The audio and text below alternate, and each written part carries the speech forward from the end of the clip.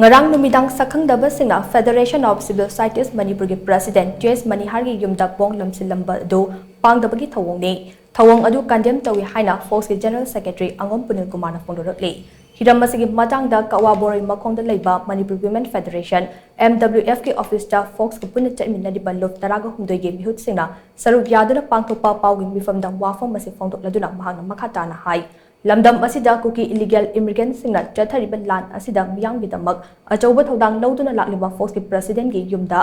SHAK-KHANGDABA singna Langsillambagi Thouong ase condemn tawi Focs tan natraga president nungaitaba amadi yaningdaba leirabaso wari sanaraga losinba yaba ngaktani madugi mahutta saklotuna mi buki hen khanghanbagi Thouong ase Pangdabagi Thouong ni hairiba Thouong ase kanana karigidamakta chatharambibanu haiba athuba matamda sengdokpirau loinana lengak nasu thodok asigi matangda athubada thijinbiyu haina makha takhe karigumba hairiba organization asigi luching mana karigumba nungaitaba leiba taragasu mado sak unaduna